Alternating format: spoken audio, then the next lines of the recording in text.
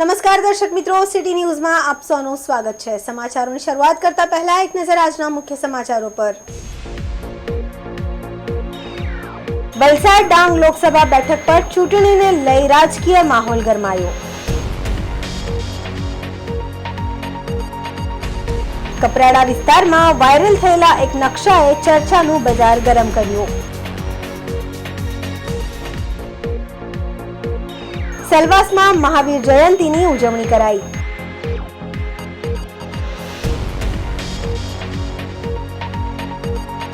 કપરાડા તાલુકામાં ગઈકાલે વાતાવરણમાં પલટો આવ્યો। હવે સમાચાર વિગતવાર જોઈએ। રાજ્યની સૌથી છેલ્લી લોકસભા બેઠક એવી વલસાડ ડાંગ લોકસભા બેઠક પર ચૂંટણીને લઈ રાજકીય માહોલ ગરમાયો છે। બંને પક્ષો મતદારોને રીઝવવા માટે તમામ પ્રયાસો કરી રહ્યા છે। ભાજપ દ્વારા શહેરી વિસ્તારોમાં હવે પોતાની હાજરી સૂચક રીતે દર્શાવવા પ્રયાસો થઈ રહ્યા છે, જે અંતર્ગત ઔદ્યોગિક નગરી વાપીમાં ભાજપના મધ્યસ્થ ચૂંટણી કાર્યાલયનો આરંભ કરવામાં આવ્યો હતો। રાજ્યના નાણામંત્રી કનુભાઈ દેસાઈએ ભાજપના ઉમેદવાર ધવલ પટેલના પ્રચાર માટે આ મધ્યસ્થ ચૂંટણી કાર્યાલયનું વાપીમાં આરંભ કરાવ્યો હતો।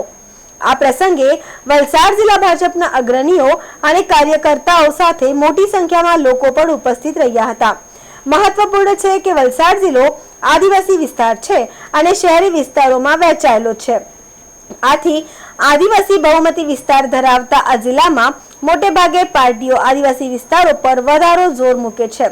જો કે પરિણામ શહેરી વિસ્તારના મતદારો નક્કી કરતા હોવાથી બંને પાર્ટીઓ શહેરી વિસ્તારોમાં પોતાની હાજરી સૂચક રીતે દર્શાવવા અવનવા પ્રયાસો કરે છે, જેના ભાગરૂપે જિલ્લાના સૌથી મોટા શહેર એવા વાપીમાં ચૂંટણી કાર્યાલયની શરૂઆત કરાઈ હતી।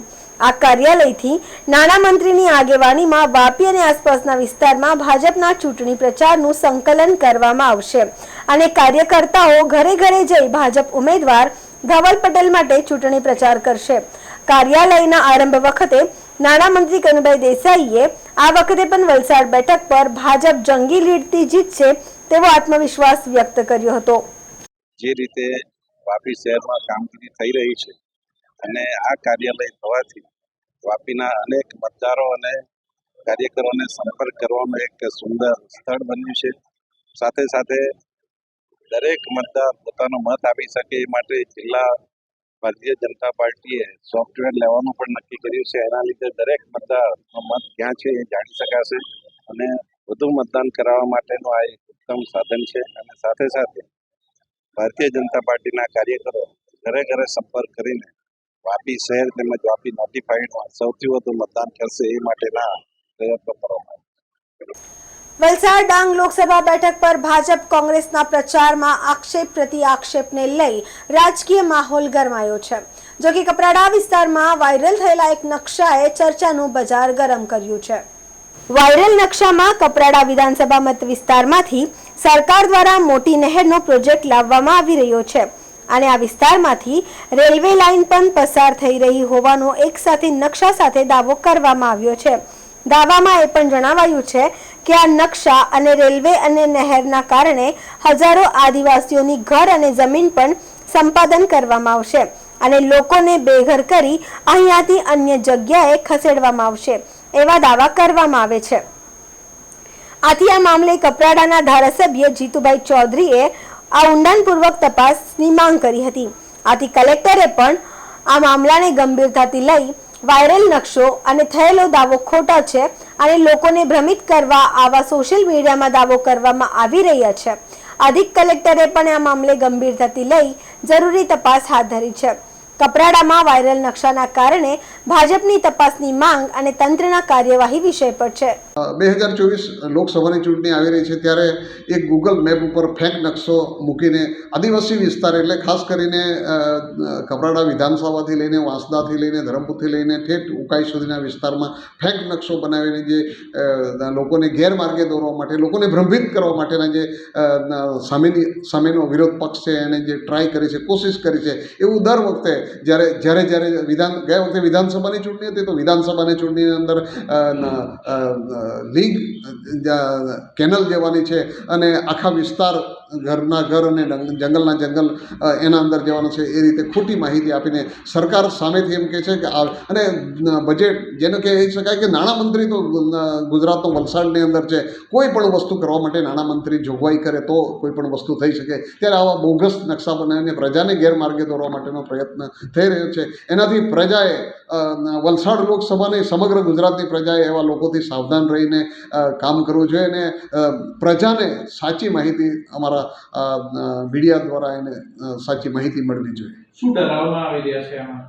એમને એમ કહેવામાં આવે છે કે અહીંથી 2 કિલોમીટર કેનલ જવાની છે.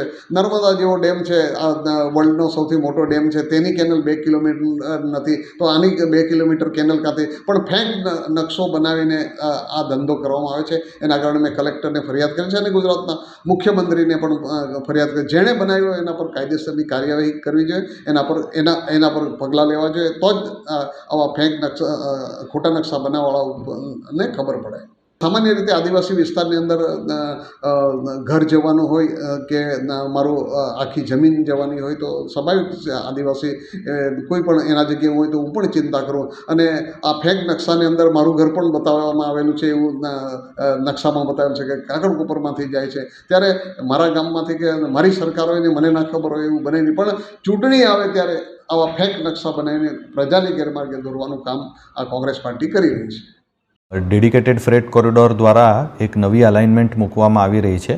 એ બાબતની એક ફેક ન્યૂઝ સોશિયલ મીડિયાના માધ્યમથી ફરતી હતી. એ બાબતની એમની ફરિયાદ હતી. એટલે એ જે નકશાઓ સોશિયલ મીડિયામાં ફરતા હતા એમને આપણે DFCCILને મોકલી આપ્યા હતા અને એમના રિપ્લાય બાદ આપણે પ્રેસ નોટ પણ રિલીઝ કરેલી હતી અને સોશિયલ મીડિયાના જિલ્લા ચૂંટણી અધિકારી અને કલેક્ટરશ્રીના ટ્વિટર હેન્ડલ ઉપર અને અન્ય સોશિયલ મીડિયાના પ્લેટફોર્મ ઉપર પણ રજૂ આપેલું હતું કે આવી ફેક ન્યૂઝ ફરતી રહી છે. એટલે કોઈ જનતા એમાં ધ્યાન આપે નહીં. સમાચારોમાં સમય છે નાનકડા વિરામનો. વિરામ બાદ આપ જોઈ શકશો સેલવાસમાં મહાવીર જયંતીની ઉજવણી કરાઈ.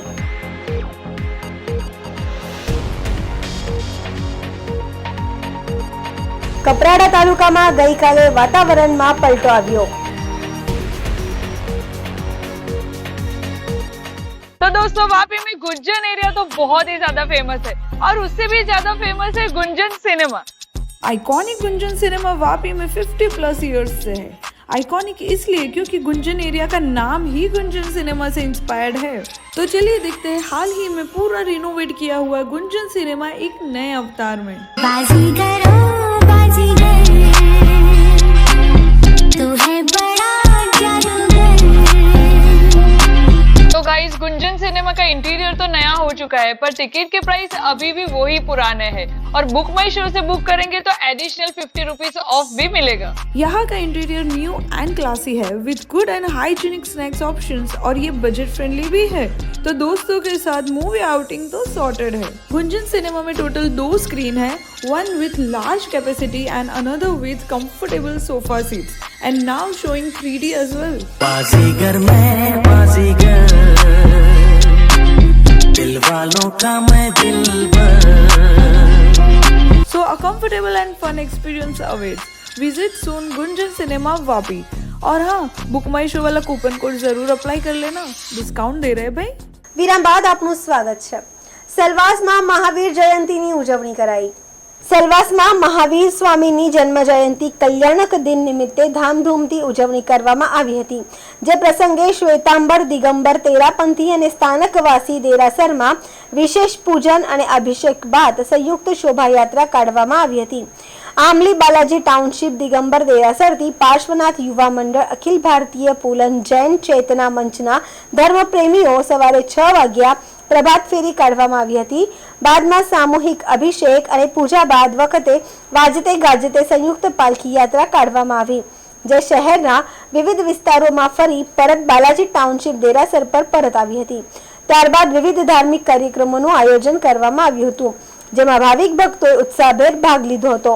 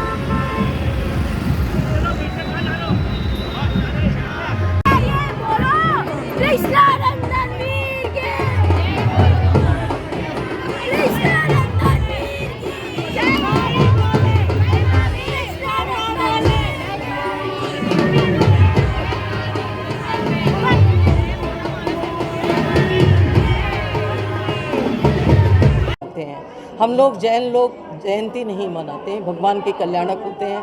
भगवान के 5 कल्याणक होते हैं हमारे यहाँ हर एक तीर्थंकर के, गर्भ कल्याणक, जन्म कल्याणक, तप कल्याणक, केवल ज्ञान कल्याणक और फिर मोक्ष कल्याणक। तो आज भगवान का जन्म कल्याणक है, महावीर भगवान का, जो हमारे 24वें और अंतिम तीर्थंकर हैं। तो आज हमने भगवान के जन्म कल्याणक मनाने के लिए हमारे दिगंबर जैन मंदिर से ये शोभा यात्रा निकली थी। हमने रथ में भगवान को विराजित किया और फिर गाजे बाजे के साथ में ये शोभा यात्रा हम सभी लोगों की एकता को प्रदर्शित करती हुई, इसमें सभी जैन अनुयायियों ने भाग लिया, चाहे वो सितंबर जैन हो, दिगंबर हो, स्थानकवासी हो या डेरावासी, सभी लोगों ने साथ में सामूहिक रूप से भगवान का गर्भ कल्याणक आज बनाया। और आज मैं बताना चाहूँगी कि आज के दिन हमारा जो सबसे बड़ा दिन होता है महावीर भगवान का, तो मैं महावीर भगवान का संदेश पूरे विश्व को देना चाहती हूँ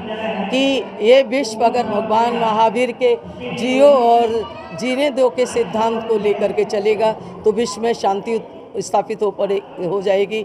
और ये जो आक्रामक रूप होता है हर देश का, किसी भी देश पर आक्रमण करने का, उसको अपने देश में मिलाने का या उसको परेशान करने का, वो समाप्त हो जाएगा।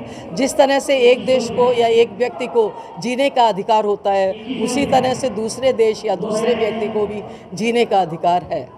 ये हमारे संविधान में भी कहा गया है और जैन धर्म महावीर भगवान ने भी ये संदेश हमको दिया है।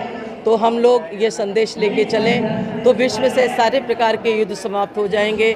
आज एशिया, यूरोप, सभी जगह, रशिया, यूक्रेन, इजराइल, हमास, फिलिस्तीन, ईरान, सीरिया, सभी उसमें युद्ध में आ चुके हैं। और इस युद्ध में न सिर्फ सैनिक मारे जा रहे हैं बल्कि मासूम बच्चे और साधारण नागरिक भी युद्ध के उसमें वापस यही कहूँगी। और भारत से मेरा ये संदेश है भारत के लोगों को कि वो विश्व में विश्व गुरु वापस बने और विश्व में ये सिद्धांत फैलाए कि सब जियो और जीनो का सिद्धांत मान करके आगे बढ़ें और विश्व में शांति स्थापित करें। સમાચારોમાં ફરી સમય છે નાનકડા વિરામનો। વિરામ બાદ આપ જોઈ શકશો કપરાડા તાલુકામાં ગઈકાલે વાતાવરણમાં પલટો આવ્યો।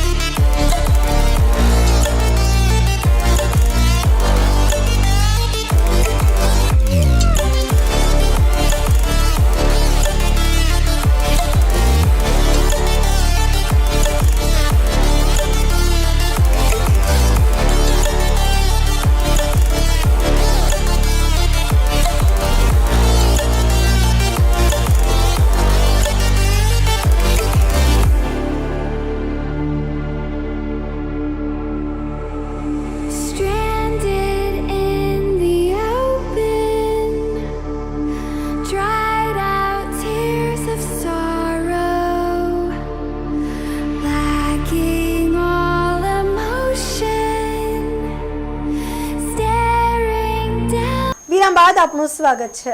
વલસાડ જિલ્લાના કપરાડા તાલુકામાં ગઈકાલે વાતાવરણમાં પલટો આવ્યો હતો। સાંજના સમયે કપરાડાના અંતરિયાળ એવા દીક્ષલ અને ઘોટન ગામના આજુબાજુના વિસ્તારમાં વરસાદ થયો હતો। કમોસમી વરસાદ અને બદલાયેલા વાતાવરણના કારણે કેરીના પાકને નુકસાનની ભીતિ સેવાઈ રહી છે।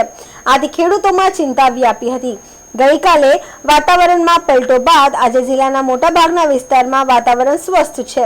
આથી ખેડૂતોએ હાશકારો અનુભવ્યો હતો। જિલ્લાના અંતરિયાળ વિસ્તારમાં ગઈકાલે સાંજે વરસેલા વરસાદથી વાતાવરણમાં ઠંડક પ્રસરતા લોકોએ ગરમી અને બફારાથી રાહત અનુભવી હતી.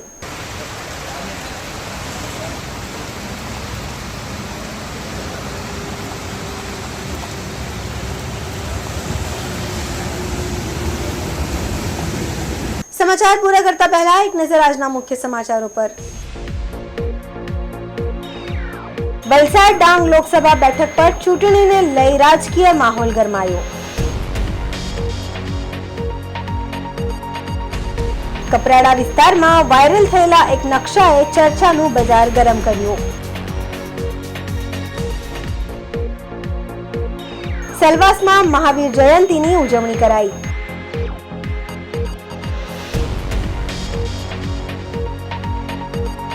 કપરાડા તાલુકામાં ગઈકાલે વાતાવરણમાં પલટો આવ્યો.